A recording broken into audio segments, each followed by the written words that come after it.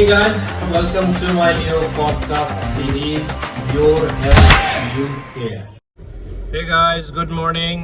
आज जो मैं बात करने वाला हूँ वो पेट के कीड़ों के बारे में है। उसके पहले ये बताऊँ, आज मंगलवार है, अच्छा दिन है और कहते हैं कि आज 2-3 चीज़ों का कुछ एस्ट्रोनॉमिकल जो चेंजेस है, अलाइनमेंट है, वो इस तरह की है कि आज का ये मंगलवार जो है काफ़ी ऑस्पिशियस है और इसमें फास्टिंग करनी चाहिए। तो क्या हुआ कि जब मैं अपनी चाय और बिस्कुट खा रहा था तो जो मेड है हमारी, उन्होंने कहा कि भैया आप तो आज फास्ट करने वाले थे, फिर क्या होगा? मैंने कहा हाँ यार, कल रात सोचा तो था मैंने कि फास्ट करूँगा बट भूल गया। तो फिर मैंने उन्हें कहा कि देखो, ये फास्टिंग तो अच्छी चीज़ है ही, फास्ट करने से फ़ायदा ही होता है, नुकसान नहीं होता। बट अगर इन केस आप वो नहीं कर पाते हैं तो उसका एक दूसरा अल्टरनेट भी है। वो ये है कि आपके विचार, व्यवहार, चरित्र और संस्कार, ये 4 चीज़ों को सुबह से लेके शाम तक अपने जीवन में समावेश अगर कर लेते हो तो आपको फिज़िकल फास्ट नहीं भी हो तो जो है आपको पॉजिटिविटी आपकी लाइफ में आती ही है। तो that's what I actually genuinely try to practice every day, regardless of वो आपका ट्यूसडे हो या ना हो। तो वही मैं अभी से लेकर के शाम तक के जो मैं चाहूँगा कि मेरे विचार से किसी को नुकसान ना हो, मेरे व्यवहार से कोई आहत ना हो, मेरे कैरेक्टर से उंगलियां ना उठे और मेरे जो संस्कार हो, नियत हो, मैनर हो, वो ऐसे हो कि सब सकारात्मकता आपके आसपास चलती है। तो वो भी आज मॉडर्न ज़माने में तो मैं सबको यही कहता हूँ कि अब जिस तरह से सभी भाग दौड़ की ज़िंदगी में है, आप अगर मंदिर ना जा पाओ, प्रसाद ना खा पाओ, तो ये 4-5 चीज़ें हैं जो अगर आप अपने जीवन में लाते हो तो ईश्वर की कृपा बनी रहती है। ईश्वर तो हम सबको चाहिए ही। We all need gods in our life, that. Okay, moving ahead. तो मैंने कहा था आज किस टॉपिक पर, तो आज होगी पेट के कीड़े वाली टॉपिक पे बात। तो पेट के कीड़े जो होते हैं वो हमारी इस इकोसिस्टम, बायोसिस्टम और जो क्लाइमेट है, जिस तरह की हम परिवेश में रहते हैं, वो उसका हिस्सा है। और हिस्सा होने के साथ साथ क्या है कि उनकी भी सर्वाइवल की एक साइकिल होती है और अगर वो हमारे बॉडी में एंटर कर जाती है तो फिर वहाँ भी उनके अनुरूप अगर माहौल मिलता है, फूड एंड न्यूट्रिशन मिलता है, तो वो सर्वाइव कर सकते हैं। तो आप देखोगे जो बच्चे होते हैं उनमें कीड़ों की टेंडेंसी ज़्यादा रहती है, क्योंकि बच्चे जो हैं उनको हाइजीन वगैरह की इतनी ज़्यादा अवेयरनेस नहीं होती, तो उनका हाथ कहीं भी लग जाता है। आप वो किसी भी तरह के फूड को जो है बिना हाइजीन के मुंह में लेने की टेंडेंसी उनकी रहती है। यूजुअली तो जब वो भूखे होते हैं तब ऐसा करते हैं। तो ये एक बिगिनिंग में ही लर्निंग पॉइंट ये है कि बच्चे भूखे ना रहे तो ठीक है। बट ऐसा नहीं है कि ये पेट के कीड़े बच्चे तक ही सीमित हैं, ये कीड़े एडल्ट में भी आते हैं और ये कीड़े एडल्ट में सालों साल अपना घर बना के रह सकते हैं और आपको पता भी नहीं चलता कई सालों तक। और आप जान करके आपको हैरानी होगी कि कई बार ये ब्रेन में, दिमाग में जा करके वहाँ भी अपने बड़े बड़े गुच्छे बना लेते हैं और जब वो गुच्छे बहुत बड़े हो जाते हैं तब जा कर के लोग बाग कंप्लेन शुरू कर देते हैं कि हमारे तो चक्कर आ रहा है या थोड़ी पैरालिसिस जैसी बात हो रही है, जी मिचला रहा है, उल्टी आ रही है, सर दर्द हो रहा है और तरह तरह की चीज़ें। तो इसलिए पेट के कीड़े को हल्के में नहीं लेंगे और उसके कुछ बहुत ही साधारण से आपके साइन एंड सिम्टम होते हैं। कोई इसके लिए बहुत बड़ी इन्वेस्टिगेशन या जांच या इन्वेसिव चीज़ों की ज़रूरत नहीं पड़ती है, लेकिन अगर ये काफ़ी टाइम तक अगर आपके शरीर में रह जाए तो आपका नुकसान जो है ये ठीक ठाक करा देते हैं। तो उसमें सबसे जो कॉमनली डायग्नोज्ड है वो आपका एस्कैरियासिस लुम्ब्रिकरी, एक्चुअली पेट के केचुए इनको कह सकते हैं। वो देखने में भी केचुए की तरह ही होते हैं और छोटे से छोटे होते हैं और इनके अंडे वो होते हैं वो बहुत ज़्यादा वाइड स्प्रेड होते हैं, लेकिन इनकी लेंथ बहुत लंबी हो सकती है। कई बार तो 1 फीट, 1 फीट, 1-1.5 फीट तक की तो लंबाई इनकी हो जाती है। सोचो अब ये इनको छुपने की जो है वो बहुत ही अनुकूलित जगह है। आपके हमारे शरीर में जो पेट है, इंटेस्टिन है, उसमें कई सारे ट्विस्ट्स एंड टर्न्स होते हैं। ट्विस्ट्स एंड टर्न्स, इसलिए कि वो एक डक्ट पाइप की तरह होती है जो स्ट्रेचेबल इलास्टिक होती है, और उसमें इतने सारे मोड़ होते हैं कि इनके लिए छुपना बहुत आसान हो जाता है। जब मैं ये कहता हूँ कि छुपना आसान हो जाता है, मतलब कि मान लो आपने फाइबर भी ले लिया, खाना खाया और उससे आपने फिर पानी पिया और आपकी जो है पेट साफ होने की दवा भी ले ली, तो पेट साफ होने के लिए चीज़ें जो है ऊपर से नीचे की तरफ साफ होती रहती है, लेकिन जो फोल्ड होते हैं डक्ट पाइप के, उस फोल्ड में ये छुपे रह जाते हैं, सालों साल छुपे रह सकते हैं, और दे सर्वाइव ऑन द ब्लड।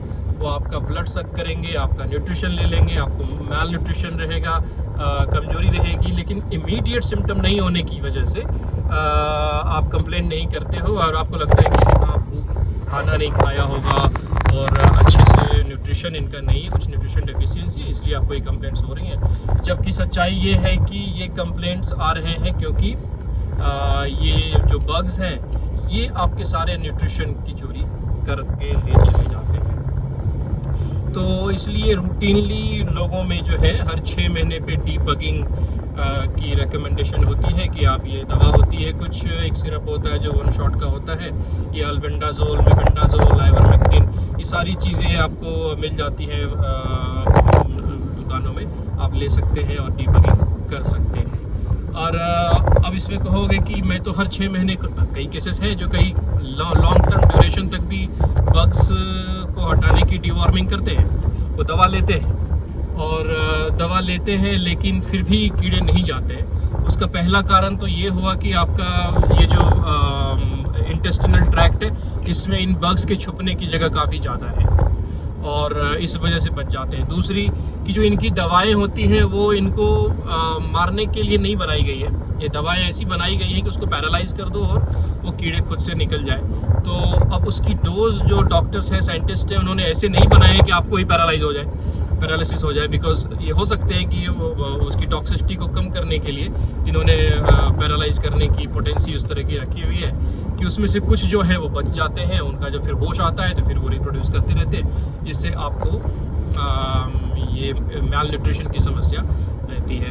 अब इसमें और कंप्लेंट में ये आएगा, पेट बॉवल साउंड्स जो है वो फ्रीक्वेंट रहेंगे, आपका गर्जिटेशन की आवाज़ रहेगी, पेट में बुलबुले रहेंगे और फ्रीक्वेंट बॉवल मूवमेंट भी रह सकता है। और जिस तरह से खाली पेट में, नहीं कहते खाली पेट में आवाज़ें आती है पेट से, तो नॉट नेसेसरीली कि सारी आवाज़ें आपके एपेटाइट होने की वजह से है, भूख की वजह से है, वो एक्चुअली इन कीड़ों की मूवमेंट भी हो सकती है। इन कीड़ों की मूवमेंट से भी आपके पेट में वो मूवमेंट रहेगी, जिसको आप गुड़गुड़ की आवाज़ और जिस तरह की आवाज़ भी आप कहना चाहते हो, वो गर्जिटेशन की आवाज़ रहती है।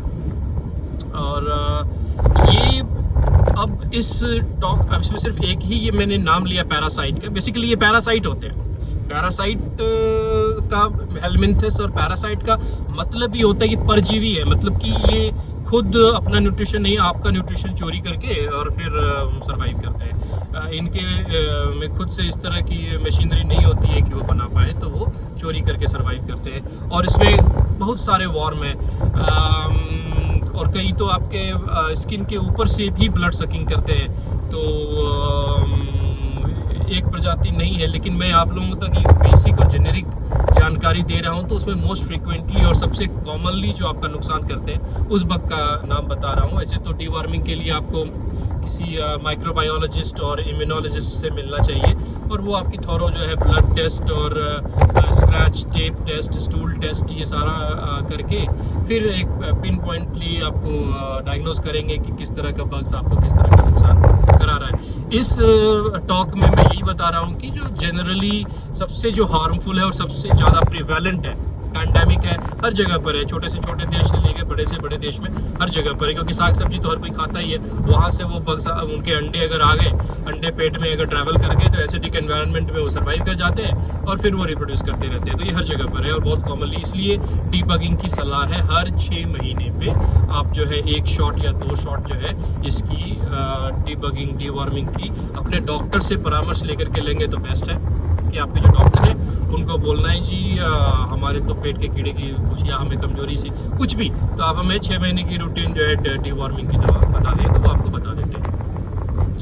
और अब आगे बढ़ते हैं कि इससे लॉन्ग टर्म में क्या नुकसान होता है। नुकसान को ऐसे समझने के लिए आप ये जानो कि जैसे कोई जिम है और कोई 15 साल 16 साल नहीं, 16 साल तो कम उम्र हो जाएगी जिम के लिए, आइडियली 18 ईयर्स प्लस के लिए मैं रेकमेंड करता हूँ जिम वगैरह हैवी वर्कआउट्स वगैरह करने चाहिए। तो उसमें जो वो जिम करते हैं बच्चे 18-19 साल के 20 साल के बच्चे अगर जिम जाते हैं तो वो बहुत कंप्लेन करते हैं कि मैं तो एक्सरसाइज बराबर कर रहा हूँ, पानी बराबर पी रहा हूँ, न्यूट्रिशन प्रोटीन क्रिएटिन सारे सप्लीमेंट्स भी ले रहा हूँ, तो फिर भी ऐसा क्या है कि मेरे साथी की जो है वो मसल गेन हो रहा है और मेरे नहीं हो रहा है, ऐसा क्या है। तो इसमें एक रीज़न ये हो सकता है कि आपका जो फ्रेंड्स हैं उनका लाइफस्टाइल को आप देखो, उनको फॉलो करो और आप अपनी लाइफस्टाइल को देखो और अपनी लाइफस्टाइल को फॉलो करो। मुझे ये I have a strong feeling कि जिनका वेट गेन नहीं हो रहा even after the multiple efforts, तरह तरह के एफर्ट्स लगाने के बाद भी अगर आपका वेट गेन नहीं हो रहा है तो उसमें एक कारण ये बग्स हैं, because they also survive on your protein, they also survive on your calories. तो क्या पता आपके पेट के कीड़े हैं जिस वजह से आपका मसल के ये क्लिप जो है ये पार्ट ऑफ द वीडियो जो है उनके लिए बहुत इंपॉर्टेंट है जो कंप्लेन करते हैं कि मेरे जो है वेट गेन तो हो ही नहीं रहा, इतने एफर्ट्स करने के बाद भी वेट गेन नहीं हो रहा। ये वीडियो का जो ये पार्ट है ये उनके लिए है और ये जिम ट्रेनर भी अपने क्लाइंट्स को फॉरवर्ड कर सकते हैं कि भाई साहब कहीं आपके बग्स तो नहीं है पेट में। तो आप ये डीबगिंग जो है फ्रिक्वेंट करो और देखो उससे वजन बढ़ता है कि नहीं, क्योंकि ये जो बग्स होते हैं ये जिस तरह से आपको भूख लगी होती है इन्हें भी भूख लगी होती है और इनकी जो एपेटाइट है वो आपके ही न्यूट्रिशन से पूरी होनी है, तो ऑब्वियसली आप कमज़ोर ही रह जाएंगे और ये जो है आपके बॉडी में और ब्रेन तक पहुंच करके आपका नुकसान, और ब्रेन में जो पहुंचते हैं उनको एक्चुअली न्यूरोसिस्टी सर्कोसिस एक छोटे सिस्ट फॉर्म में आ जाते हैं। अब ये सिस्ट में जो होते हैं ये इनके अंडे होते हैं बेसिकली और ये इनका घर होता है, गोल गोल सा पानी का पाउच में वो अपना ये प्रोड्यूस करते हैं, तो they can be very dangerous. तो अब मैं इस तरह की ही टॉपिक चुनता हूँ जो काफ़ी लोगों को टच करे और कॉमन हो और उसकी ट्रीटमेंट तो इम्पॉर्टेंट है ही, उससे ज़्यादा अवेयरनेस इम्पॉर्टेंट है। तो इसलिए मैंने आपको बताया कि अपने बच्चे अब आते बच्चे पर कि छोटे बच्चे किस तरह की कंप्लेंट करेंगे। छोटे बच्चे आप नोटिस करोगे गांव में पहले, अब तो खैर शहर में तो क्या ही मिट्टी से एक्सपोजर रहेगा, अपार्टमेंट लाइफ में बच्चों का मिट्टी से एक्सपोजर कुछ खास नहीं होता है, लेकिन एक निशानी ये होती है बच्चे की कि वो मिट्टी खाएगा।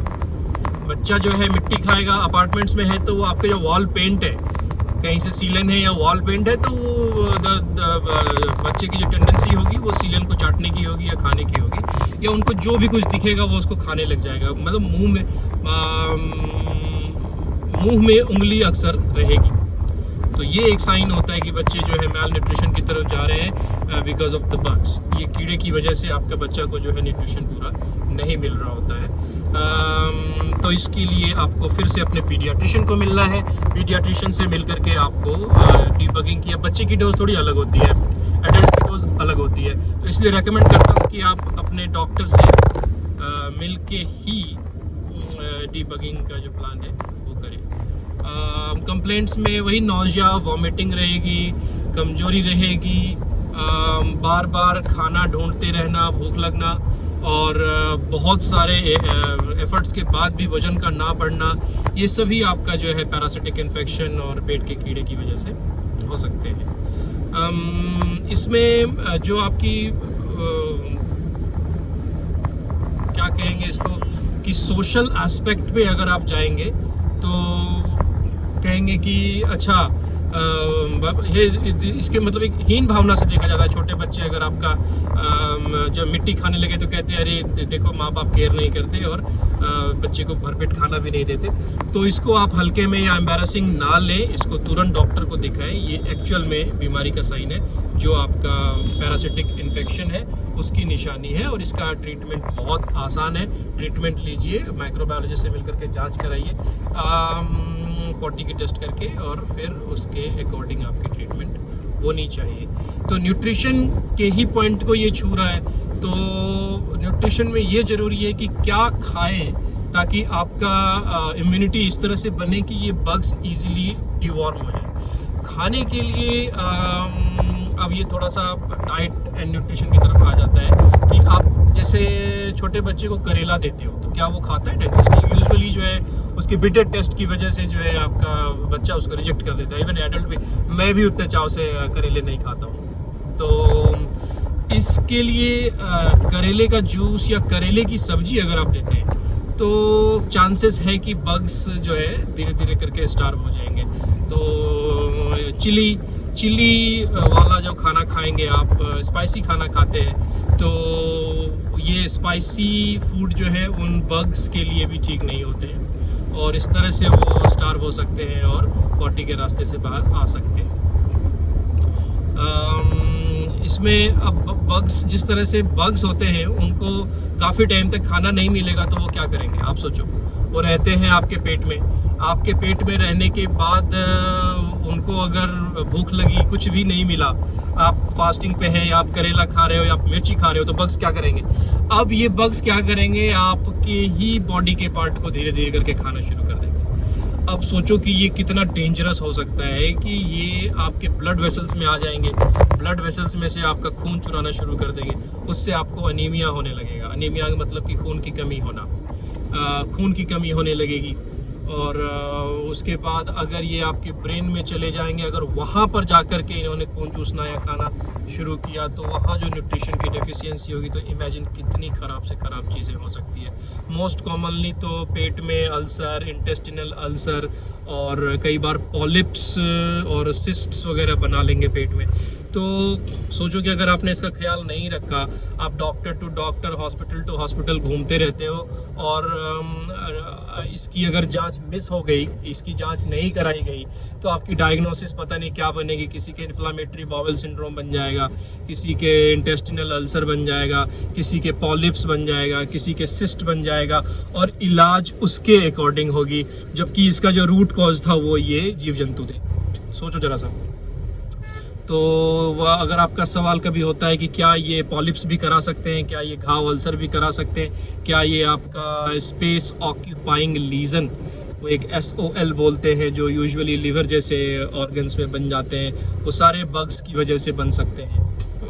SOL जो होता है वो डायग्नोसिस करने में कई बार कंफ्यूज कर देता है डॉक्टर्स को कि ये ट्यूमर है या क्या है, कहीं ये कैंसरस तो नहीं है। तो असल में जैसे अमीबा जैसी चीज़ें हैं, जैसे और भी पैरासाइट्स हैं, वो आपके ऑर्गन के अंदर अगर घर बना लेते हैं तो अल्ट्रासाउंड से आप उसको देख सकते हो, अल्ट्रासाउंड में इजीली डिटेक्ट हो जाते हैं।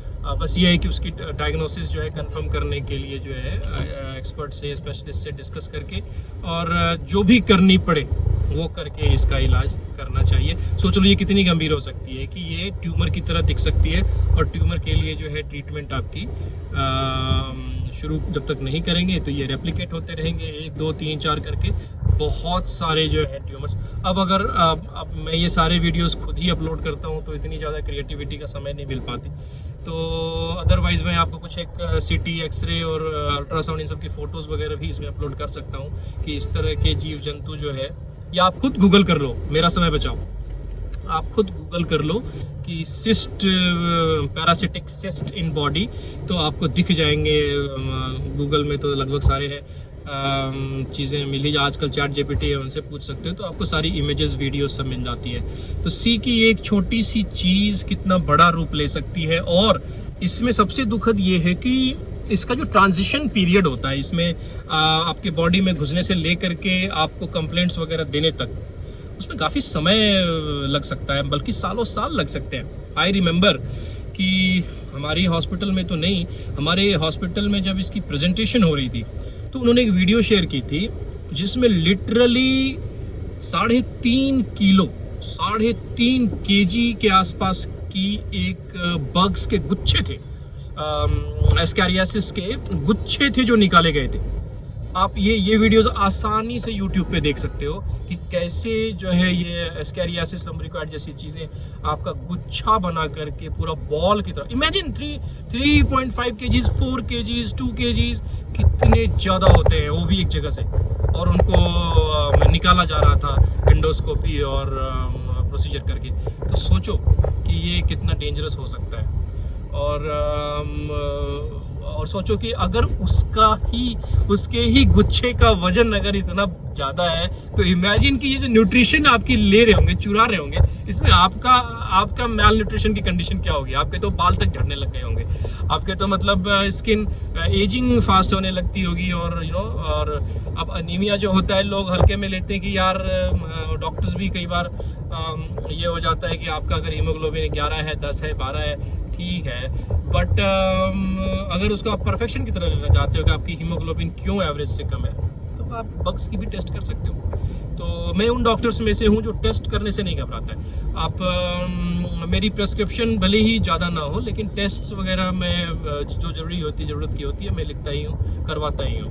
कई बार क्रिटिसाइज भी हो जाती है कि डॉक्टर आप तो इतने टेस्ट करते हैं, कहीं से कट मिलता होगा वगैरह वगैरह, लेकिन ऐसी कोई बात नहीं है। मैं सिर्फ अपनी आपकी डायग्नोसिस को कंफर्म करने के लिए ही टेस्ट लिखता हूँ। टेस्ट अनिवार्य है, बल्कि मैं तो टेस्ट को लेकर के ये कहता हूँ कि एक स्क्रीनिंग रूटीनली करनी चाहिए।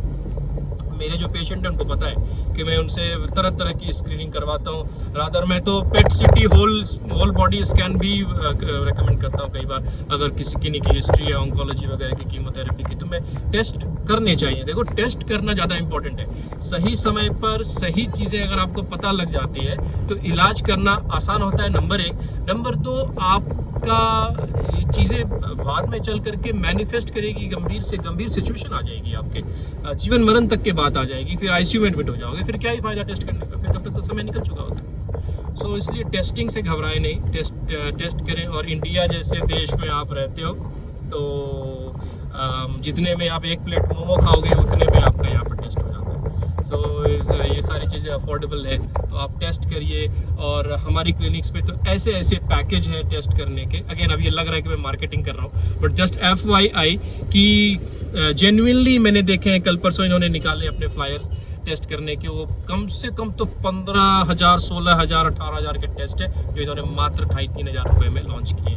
तो और ये मेरी हॉस्पिटल नहीं है, आपके आसपास भी अगर आप देखोगे किसी भी पैकेज को, ऑफर को, तो आप उसका फ़ायदा उठा सकते हो। अब इस चीज़ में अगर मैंने इनको थोड़ा सा रेकमेंड कर दिया तो इनको मैं क्रिटिसाइज़ भी कर देता हूँ, ताकि आपको ये लगे कि मैंने पैसे वैसे नहीं लिए इनसे। देखो मैं क्या कहना चाह रहा हूँ, हमारी क्लिनिक में नाम नहीं लूँगा, 1-2 ब्रांड के रिपोर्ट्स लेके लोग आते हैं। अब आजकल व्हाट्सएप का ज़माना है और PDF का ज़माना है, तो प्रिंट आउट्स नहीं लाते। तो ये क्या करेंगे लैब वाले, अब थोड़ा सा ये हमारे टॉक की जो है टॉपिक थोड़ी शिफ्ट हो गई है, तो जस्ट फॉर योर इन्फॉर्मेशन है, और ऐसे ही मस्ती के लिए, टाइम पास के लिए, ट्रैफिक में हूँ, क्लिनिक पहुँचना है, तो ये बता दूँ कि ये क्या करते हैं इनके पेज तो प्रिंट करना नहीं पड़ता, तो ये कस्टमर को हैप्पी करने के लिए एक ही रिपोर्ट्स को, माय गॉड, 3-4 बार जो है PDF में भेजते हैं। उससे क्या होता है कि PDF के पेज की नंबर बढ़ जाती है। 30 पेजेस, 35 पेजेस की रिपोर्ट बना करके इनको थमा देते हैं। अब आप हमारी क्लिनिक में आते हो, हमारे पास पेशेंट वेट कर रहे होते हैं, समय नहीं होता। अब आपका पेज बाय पेज देखो और पता चला कि उसमें ज़्यादातर रिपोर्ट्स आपने रिपीट करी हुई है। अब ये लैब वाले की मार्केटिंग है कि भैया थोड़ा ज़्यादा पेजेस रहेंगे तो कस्टमर को लगेगा वाह वाह वाह, इतने कम पैसे में कितने टेस्ट इन्होंने कर दिए। लेकिन डॉक्टर की तो टाइम जा रही है ना ब्रदर, तो आप सोचो इस बारे में। तो ये सारे ट्रिक्स है। तो आप 30-35 पेज का रिपोर्ट देख रहे खुश मत होना, ये अलग अलग तरीके से एक ही रिपोर्ट को लिख देते हैं, और फिर उसके बाद ताकि आपको ऐसा लगे कि इतने कम पैसे में कितने पैरामीटर इन्होंने कवर कर दिए। ऑन दी अदर हैंड ऐसे लैब्स भी हैं, मुझे अच्छी बातें भी कहनी चाहिए। फॉर एग्जांपल मेरे ही जो लैब है उसमें आप देखोगे कि एक समरी दी जाती है ऊपर में, उसमें ग्रीन और रेड करके कलर कोडेड है। तो एक समरी से कई बार जो हमारी रिपोर्ट्स होती है उनमें तो हम ज़्यादातर अगर पेशेंट ज़्यादा हो तो पूरी रिपोर्ट्स देखते भी नहीं है, वो एक पेज, पहला फ्रंट पेज देख करके ही जो है वी मेक अ डिसीजन कि आपका क्या डेफिशिएंट है क्या नहीं है, और उसके अकॉर्डिंग आपको ट्रीट करते हैं। तो डॉक्टर की समय बचाएं, डॉक्टर के पास इतना समय नहीं होता है। आप अगर 35 पेज की रिपोर्ट आप PDF खोल के दे रहे हो, PDF खोल के देने के बाद जो है आप कस्टमर तो खुश रहते हैं कि इतने सारे हैं, लेकिन डॉक्टर का टाइम तो वेस्ट होता है, तो इससे बचेंगे। और एक और चीज़, अब चूंकि मैं इस टॉपिक पे आ ही चुका हूँ, तो एक और बातें इन लैब टेस्ट वालों को बताऊँ कि आप लोग एक स्टैंडर्डाइज्ड करो अपने आप को। एक नेशनल स्टैंडर्ड एक होना चाहिए कि आप किसी भी लैब से हो, आपका रिपोर्टिंग करने का जो तरीका होना चाहिए। फॉर एग्जांपल कि कई बार आप पैरामीटर्स में जो एबनॉर्मल होते हैं या नॉर्मल लिमिट से डीरेंज होते हैं, इधर उधर होते हैं, आप उनको बोल्ड में टाइप कर देते हो, बट कई बार आप नहीं करते हो, तो ये negligence on the part of doctor आ जाता है। Yes, I agree, doctor has to be the most genius part of the society, तो वो सब कुछ देखना चाहिए, करना चाहिए, बट एक व्यवहारिकता में मैं आपसे कह रहा हूँ कि आप जब रिपोर्ट्स प्रिंट करते हो तो आप ये बोल्ड या तो हर लैब से हटा दो कि आप बोल्ड ना करें, या तो आप हर लैब की रिपोर्ट्स को उनको बताओ लाइसेंस देने से पहले कि आपको सारी प्रिंटिंग जो है अगर एबनॉर्मल हो तो उसको बोल्ड में करना है। नहीं तो इससे क्या होगा, कई बार ह्यूमन एरर्स हो सकते हैं और आपकी नज़र से वो चूक हो गए और पता चला कि वो बहुत ही सिग्निफिकेंट मार्कर था, तो कितनी दिक्कतें हो सकती है। तो यहाँ पर लैब वालों को काम करने की ज़रूरत है। लैब का मैं बहुत बड़ा सपोर्टर हूँ कि लैब होने चाहिए, गली गली में होने चाहिए, टेस्ट होने चाहिए, लेकिन ये सारी चीज़ें भी आपको ध्यान में रखनी चाहिए कि आप स्टैंडर्डाइज्ड करो। कई बार यूनिट्स वगैरह को लेके, चलो यूनिट्स का तो आप डॉक्टर पे छोड़ दो, वो हम अपने जो है एक्सपीरियंस से उसको डिटेक्ट कर लेंगे, लेकिन जो मामूली चीज़ें हैं जो इजीली करी जा सकती हैं कि नॉर्मल और एबनॉर्मल में डिफरेंस करना और कैपिटल लेटर्स में लिखना, ब्लॉक में लिखना, वो आप स्टैंडर्डाइज्ड करें ताकि हमारा समय जो है ढंग से यूटिलाइज हो पाएंगे और इससे इन द लॉन्ग रन आप ही का फ़ायदा है। तो ये सब चीज़ें आपको करने की ज़रूरत है। अब लैब की बातें हम कर ही रहे हैं तो आप कहेंगे कि आपका पेट के कीड़े के लिए किस तरह की लैब करनी चाहिए। मैंने आपको पहले भी बताया कि इसमें सबसे जो मोस्ट कॉमनली रेकमेंडेड टेस्ट है वो आपका स्टूल टेस्ट है, क्योंकि इनके जो अंडे होते हैं, बग्स के जो अंडे होते हैं, वो आपका स्टूल में पता लग जाते हैं। कई बार तो लाइव कीड़े भी 5 mm, 10 mm, 20 mm, 1 इंच तक के कीड़े भी पॉटी में आते रहते हैं जिनकी डायग्नोसिस रहती है, बट अंडे जो है बड़ी आसानी से डिटेक्ट हो सकते हैं। सबसे कॉमनली तो यही वाली टेस्ट है। दूसरी टेस्ट ये कहूँगा कि एक टेप होता है, स्क्रैच टेस्ट, या टेप से आपका एनस पे टेप लगा करके और सैंपल ले लेते हैं, तो उसमें भी कुछ अंडे जो होते हैं बाहर तक ओरिफिस तक रहते हैं बैठे हुए, तो वो पता लग जाते हैं। ब्लड के लिए सबसे तो मोस्ट कॉमन है इसमें कि अगर आपका अननोन रीज़न से अनीमिया है तो उसके बाद सेकेंडरी टेस्ट फिर बग्स के लिए कर सकते हैं। उसके अलावा कुछ किसी पर्टिकुलर जो ब्लड में थ्राइव करने वाले वार्म है, उस वार्म की पर्टिकुलर टेस्ट भी कर सकते हैं जिसमें कि ब्लड सकिंग बग्स का पता लगे। उसके अलावा आप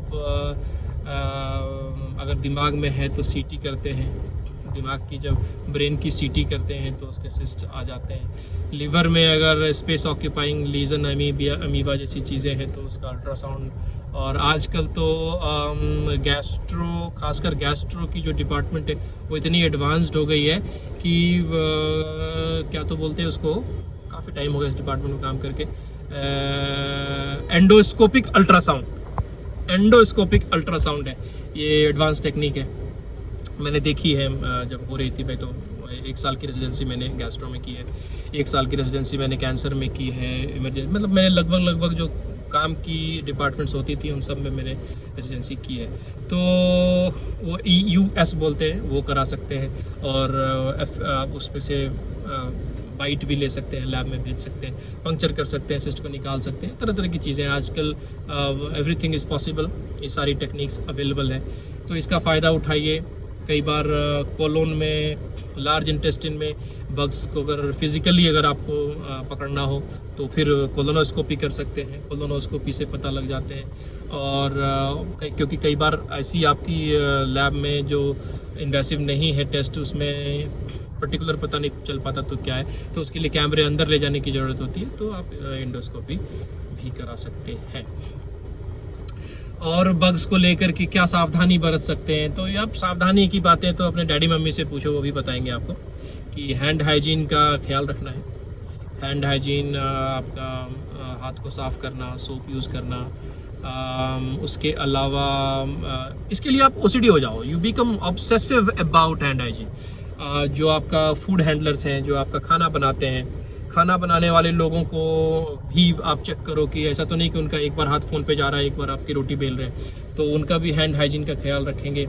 और किस तरह से फूड को आप धोते हैं, गर्म पानी से फूड को धोना, या आप पालक जैसी सब्जियों में बग्स छुपे रह सकते हैं तो उनको अच्छे से पानी से धोना, फ़िल्टर करना। तो ये सब प्रिकॉशन लेते हैं तो चांसेस जो है आपके बग्स के कम हो जाते हैं। लेकिन पूरी तरह से इरेडिकेट करने के लिए आपको एक इकोसिस्टम बनाना होता है, जिस इकोसिस्टम का हम सभी पार्ट हैं। यही डिफरेंस होती है डेवलपिंग कंट्री, डेवलप्ड कंट्री में, कि आप किस तरह से आप दैनिक दिनचर्या की चीज़ें करते हैं, साफ़ सफाई और हाइजीन मेंटेन करते हैं। तो जितनी ज़्यादा हाइजीन अपनी मेंटेन करेंगे, साफ़ सफाई रखेंगे, बग्स के चांसेस कम रहते हैं। तो पहले तो ये भी लोग कहते थे बाहर का खाना मत खाओ, उसमें बग्स हो सकते हैं, लेकिन आज थोड़ी सी सिचुएशंस अच्छी हुई हैं। अब बाहर भी मैं देखता हूँ, जैसे गुड़गांव जैसे शहर में मैं देखता हूँ कि DTP की आजकल वीडियो काफ़ी वायरल हो रही है, तो मैंने भी देखी कि वो कैसे अनलाइसेंस्ड जो स्टोर है, अनलाइसेंस्ड स्टोर जो है उनको ये लोग तोड़ रहे हैं। तो ये क्या DTP, मेरे ख्याल गुड़गांव के DTP is district township planning, something like that. तो उनके मैंने इंस्टाग्राम पे रील देखे कि यार ये तो छोले भटूरे, मोमोज, इन सब की दुकानों को लाइव ऑन कैमरा ये तोड़ रहे हैं। और उसको तोड़ने का जो इनका मेन मकसद है वो यही है कि आपके पास सर लाइसेंस नहीं है। ऐसा नहीं कि हम कोई आपको ज़बरदस्ती खाली करवा रहे हैं, आप तो एक तो एनक्रोचमेंट कर रहे हैं, ये आपकी लैंड नहीं है, यहाँ पर आपको you are not suppose to. और दूसरे कि आपके पास अगर आप बिरयानी जैसी चीज़ें बेच रहे हो तो उसकी लाइसेंस होनी चाहिए। अब जिनके पास ये डॉक्यूमेंट्स नहीं है उनको जो है ये शहर थ्राइव करने नहीं दे रहा है। ये एक बड़ी अच्छी चीज़ है, मुझे भी अच्छी लगी कि इस तरह से शहर की साफ़ सफाई बहुत ज़रूरी है। और इसमें इस तरह से सरकारें अगर एक्टिव होती है तो सैल्यूट है। एंड वो तो कई बार फीचर्ड भी हो चुके हैं। So I appreciate these kind of efforts. इससे हमारा शहर क्लीन ही नहीं होता, लोग बाग भी स्वस्थ रहते हैं। तो ये बहुत अच्छी इनिशिएटिव है, आई अप्रिशिएट दैट। उसके अलावा जब तक लोग बाग इस चीज़ को नहीं समझेंगे, आप कितने भी अवेयरनेस करो, ये आप खरीदो ही मत।